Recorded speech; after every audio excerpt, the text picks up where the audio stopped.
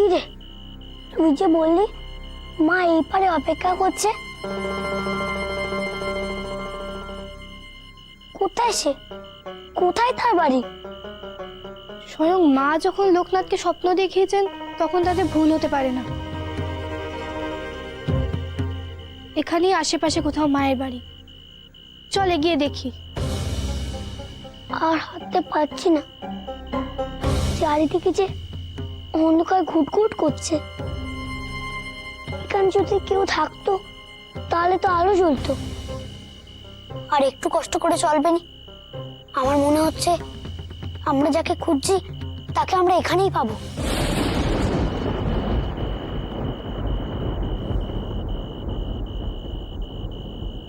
ওই তো আলো দেখা যাচ্ছে।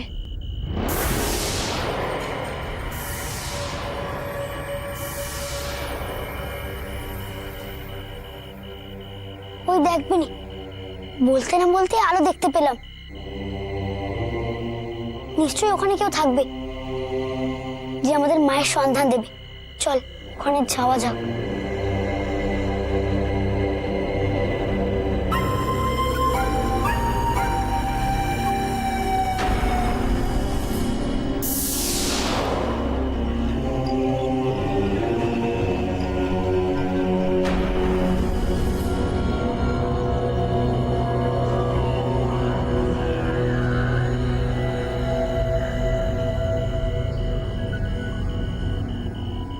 ওখানে কিসের মন্ত্র পড়া হচ্ছে? শুনে তো মনে হচ্ছে মা কালীর তন্ত্রের মন্ত্র।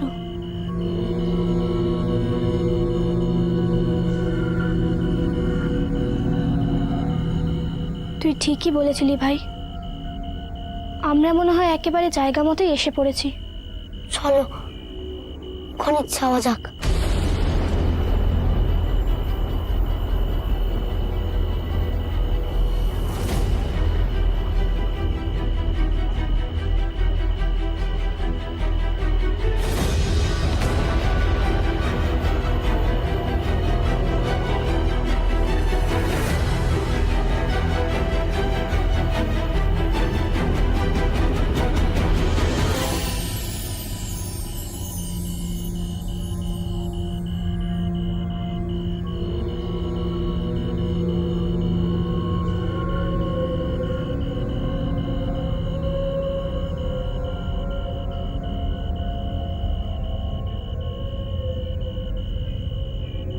কিরকম একটা অদ্ভুত গন্ধ এখানে, আর এত ধোঁয়াই বা কেন?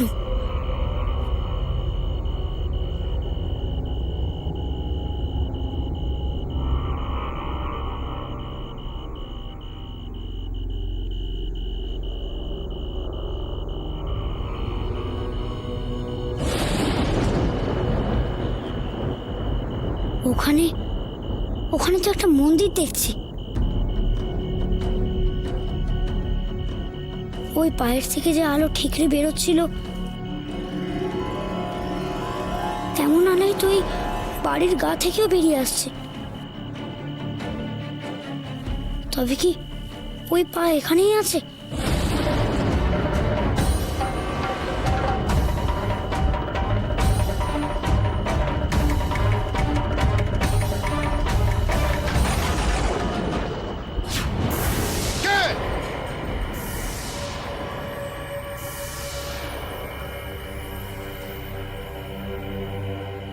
এত দুঃসাহস যে আমার ধ্যানে বিঘ্ন ঘটায়? কে ওখানে?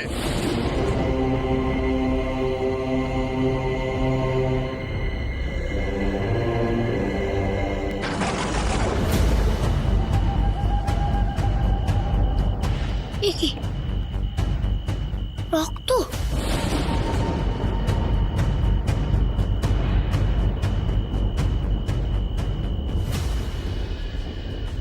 এটা কিসের রক্ত গো? এই নরবলির রক্ত।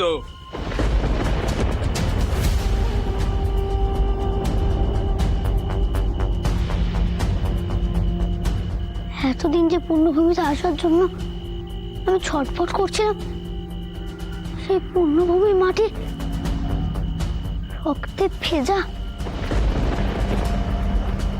না না, এ কি করে হয়? তাহলে ডাকাত সর্দার যখন নরবলি দিত তখন তাকে আমি বাধা দিয়েছিলাম কেন? নরবলি যে পাপ, বড় অন্যায়।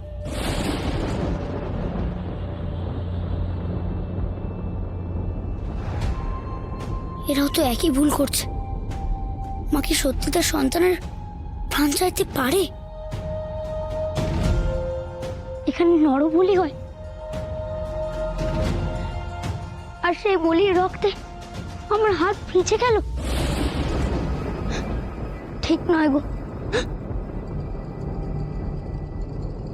লোকনাথ, লোকটা একটা ভালো জায়গা নয়। কাঁদিস না, কাঁদিস না, তুই তুই আমার সাথে চল। কারাই বালক, কোথা থেকে আসছে? আর এভাবে আমাদের তন্ত্র সাধনায় ঢুকে বিঘ্ন ঘটানোর অর্থই বা কি? তোমরা কেন এখানে এসেছো? জবাব দাও। এ তোমাদের কেমন সাধনা গো, যেখানে নরবলির প্রয়োজন পড়ে? মা তো রক্ত চান না গো। এই ছেলে দেখছি আমাদের সাধনা শেখাতে এসেছে। এর এত বড় স্পর্ধা! তুই কি জানিস তন্ত্র সাধনা? আমি তো শুধু এটুকু জানি গো, মা কখনো সন্তানের রক্ত চান না। কে তুমি? আমি রামনারায়ণ ঘোষালের ছেলে লোকনাথ। আমাদের গুরুদেব ভগবান গঙ্গোপাধ্যায়। আর এই বেনি, আমি আরো গুরুদেবের শিষ্য। এখানে এলে কি করে? উপবীত ধারণের পর গুরুদেবের সঙ্গে কালীঘাটে কালী মায়ের কাছে যাব বলে বেরিয়েছিলাম। তারপর গুরুদেবের নির্দেশ মিলে সাধনা করে সন্ন্যাসী হওয়ার কথা আমাদের দুজনে। কিন্তু নদী পেরিয়ে এখানে আসার আগে গুরুদেব কোথায় যেন নিরুদ্দেশ হয়ে গেছে, আর আমরা তাকে কোথাও খুঁজে পাচ্ছি না। কিন্তু গুরুদেব ছাড়া তোরা এতটা পথ এলি কি করে? এই স্থানে তো কেউ আসে না বলে নদী পারাপারও বন্ধ। আর তোরা যখন এখানে এসেছিস তখন তো নদীতে জোয়ার চলছিল। জোয়ারের মুখে এই খরস্রোতা নদী পার হওয়া তো মুখের কথা নয়।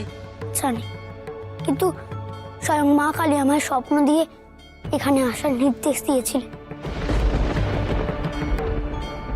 তাই জল শান্ত করে তিনি আমাদের আসার পথ করে দিয়েছেন।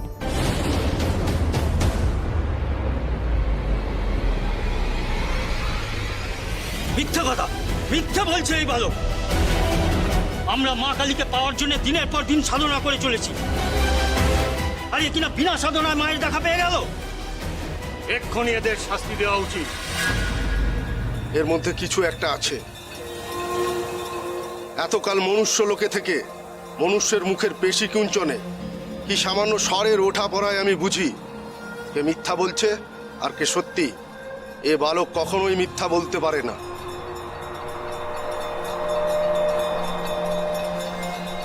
আমার ভাই মিথ্যে বলছে না। ওকে,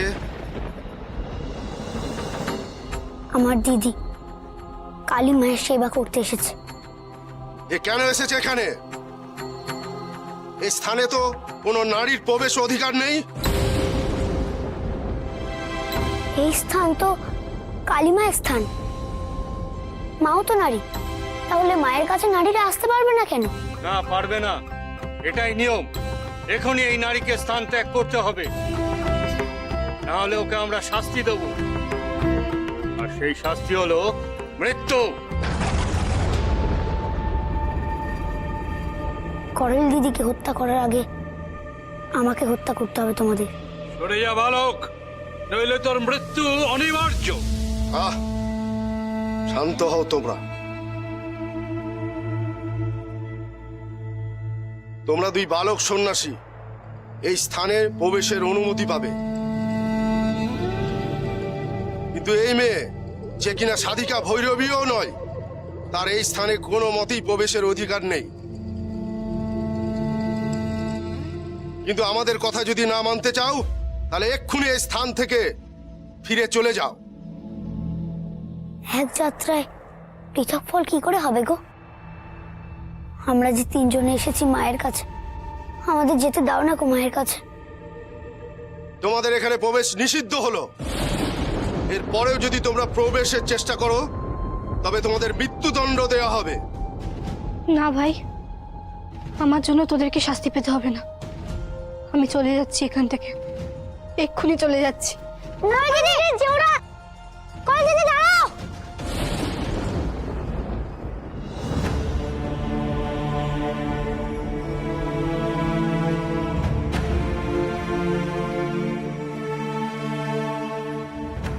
কি বললেন পুরোহিত মশাই? বললেন হাতে সময় খুব কম, যা করতে হবে খুব তাড়াতাড়ি করতে হবে।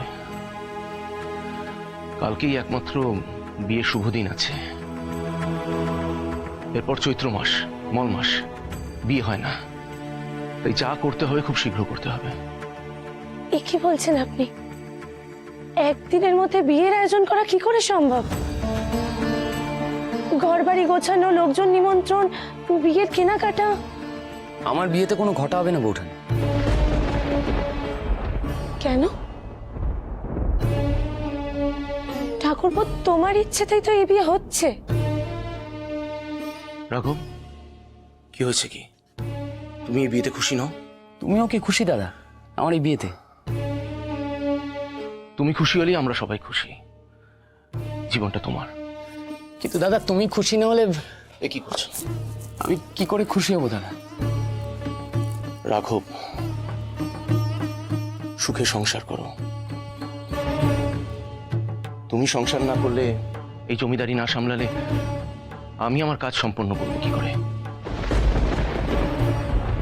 বেশ, তোমার আদেশ মেনেই এতদিন চলেছি। আজও তুমি যেটা বলবে সেটাই হবে। আসি দাদা।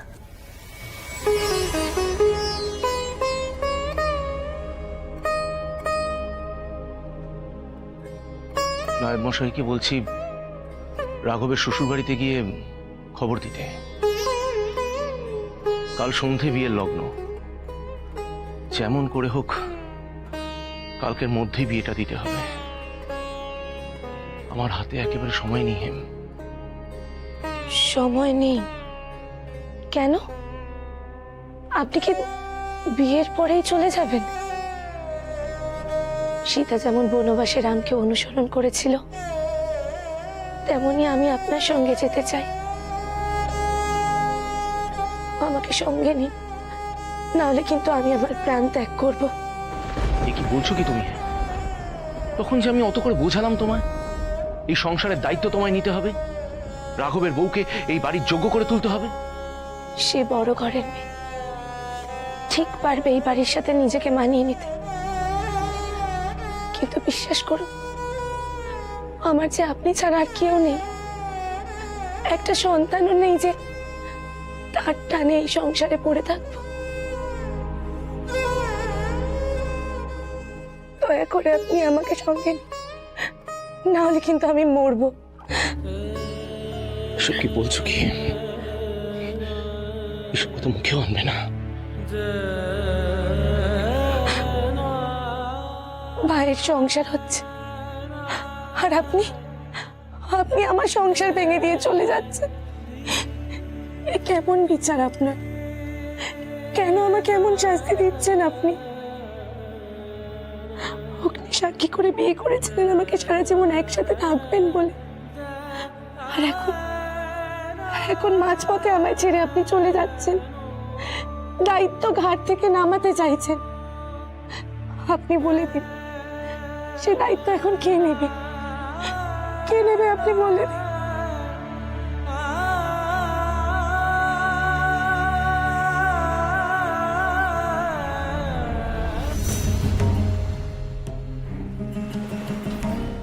না না, আমার দায়িত্ব ওদের নয়। লোকনাথ আমার জন্য অনেক কিছু করেছে। আজ এত কষ্টের পরে কালীঘাট পৌঁছেও আমার জন্য যদি ওরা মায়ের কাছে যেতে না পারে, তবে সে পাপ আমার হবে।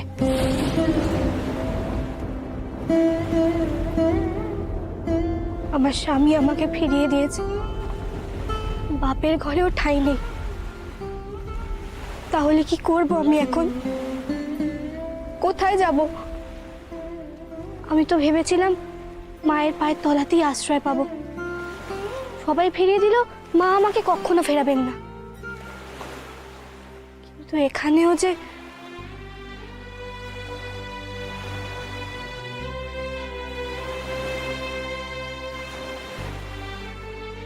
বেশ, এই জগৎ সংসারে কোথায় যখন আমার জায়গা হবে না, তখন আমি কারোর ক্ষতির কারণ হব না।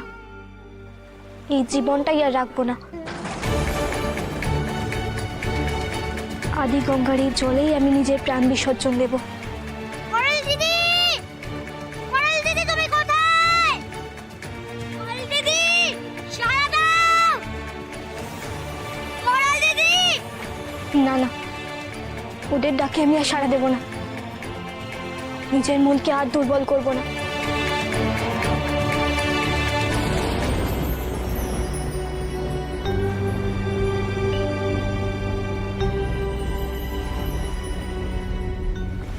তোমার জীবন তো ঈশ্বর দিয়েছে করাল দিদি, তাকে কেন তুমি নষ্ট করতে চাইছো?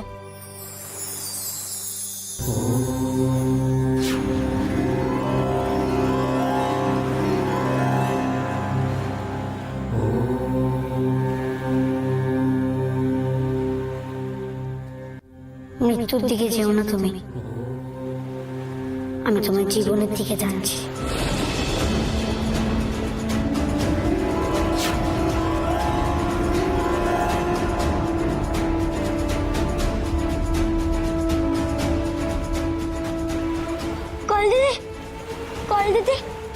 লোকনাথ, করাল দিদি মনে হয় জ্ঞান হারিয়েছে। তুই একটু নদী থেকে জল এনে মুখে ছিটিয়ে দে না।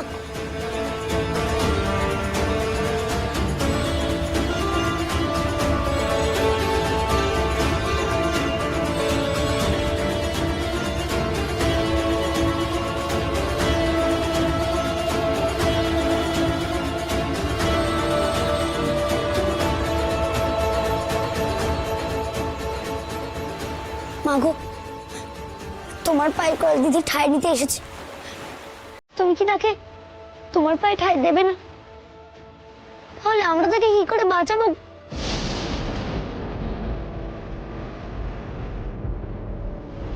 আরে অমন দুধের বাচ্চারা এরকম নদীর পাড়ে কান্নাকাটি কেন করছে?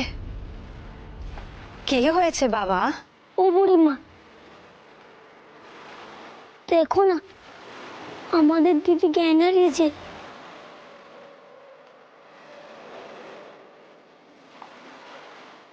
কই দেখি।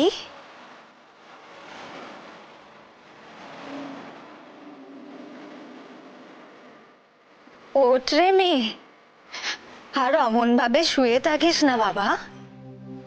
ওঠ মা, ওঠ তো দেখি। এবারে চোখ খোল মা।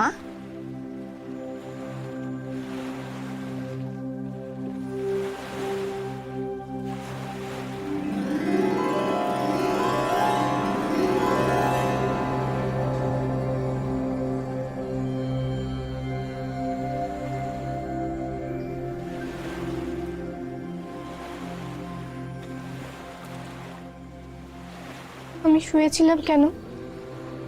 কি হয়েছিল আমার? তা মরতেই যদি হয়, মায়ের টানে এলি কেন বাছা? যা দেখি, সামনের গাছতলায় আমার একখান কুটির আছে। যা, সারা রাত এরম খোলা আকাশের নিচে থাকিস না তোরা, ওখানে গিয়ে থাক। যা। বুড়িমা, তুমি কি করে জানলে করাল দিদি মরতে গেছিল? শোনো কথা, আমি তো নিজে চোখেই দেখলাম। আমার বাচ্চা আসবে, তাই আমি নদীর পাড়ে অপেক্ষা করছিলাম বাবা। তা দেখে ওই মেয়ে নদীতে ঝাঁপ দিতে যাচ্ছিল, আর তোরা ওকে বাঁচিয়ে এখানে কান্না এসে জুড়ে দিলি। তা যাগ্গে, ও প্রাণে বেঁচেছে, এটাই অনেক। এবার যা দেখি বাচ্চা, তোরা যা, ওই কুটিরে গিয়ে তোরা থাক। যা, ওঠ, যা এখন।